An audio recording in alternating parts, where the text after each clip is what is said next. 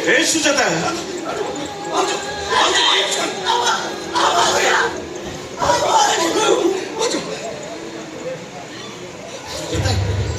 ଏ ବୁଝିଲେ ସୁଜାତା ଆମ ମିନୁ ପାଇଁ ଗୋଟେ ଭଲ ପ୍ରସ୍ତାବ ଆସିଛି। ପିଲାଟା ଏବେ IPS ପାଇଛି। ଟୋକାଟା ଦେଖିବ ପୁରା ହିନ୍ଦୀ ଫିଲ୍ମ ହିରୋ। ପଙ୍କଜରେ କେବଳ ଫେରି ଆସୁ ତା ବାହାଘର ଡେଟ୍ଟା ଫାଇନାଲ କରିଦେବା ଆଉ କଣ। ଆରେ ତମେ ସବୁ ଚୁପଚାପ ଠିଆ ହେଇଛ କଣ? ଏଠି ଶୋଇଛି କି?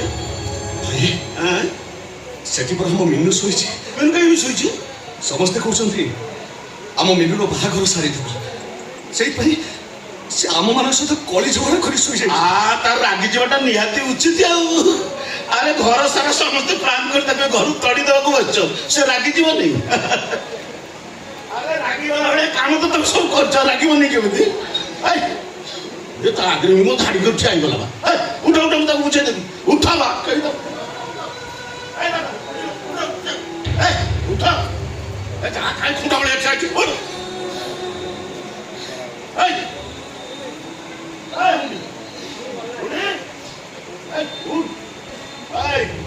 ମୁଁ କହୁଛି ତୁ ଆମର ବାହା ହବୁନି, ଏ ଘର ଛାଡି କୁଆଡେ ଯିବୁନି ହେଲା। ଉଠିଲୁ ଉଣ୍ଡି ଉଣ୍ଡି ଏଇ ଉଣ୍ଡି କଣ ଅଛି? ମିନୁର କଣ ହେଇଛି? ଆକ୍ସିଡେଣ୍ଟରେ ଆମ ମିନୁ ମରିଯାଇଛି।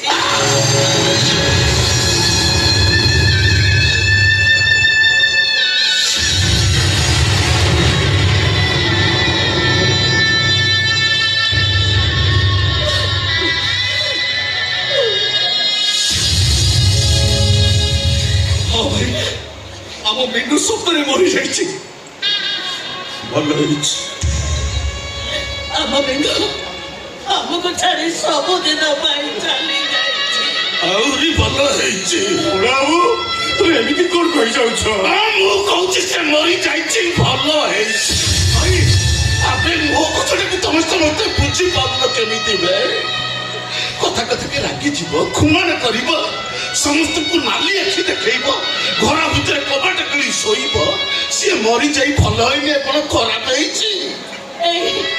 ତମେ କଣ ପାଗଳ ହେଇଗଲା? ମୁଁ କାହିଁକି ପାଗଳ ହେବି? ମୋ ମୁଣ୍ଡ କାହିଁ ଖରାପ ହବ? ତମ ସମସ୍ତଙ୍କ ମୁଣ୍ଡ ଖରାପ ହେଇଯାଇଛି। ଦାଦା ସରୋଜ, ଆରେ ମୋ କଥାଟାକୁ କେମିତି ସୁଜାତା ବୁଝିପାରୁନି ଦେଖୁଛ? ଆରେ ତା ବାହାଘର ହେଇଥିଲେ ଆମେ କେତେ ବଡ ଘର ଖୋଜିଥାନ୍ତେ। ସେ ଚାଲିଗଲା, ଅଯଥା ପରିଶ୍ରମ ଗୁଡାକ ଆମର ରହିଗଲା। ତା ବାହାଘର ହେଇଥିଲେ ଆମେ କେତେ ଲକ୍ଷ ଟଙ୍କା ଖର୍ଚ୍ଚ କରିଥାନ୍ତେ।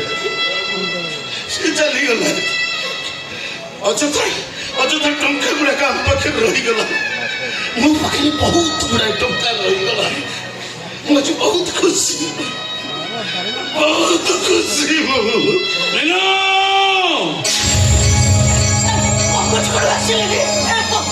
ଆରେ ମିଳିମିଶି ମତେ ତ ସମସ୍ତେ ବୁଝୁଥିଲା, ଏବେ ତାକୁ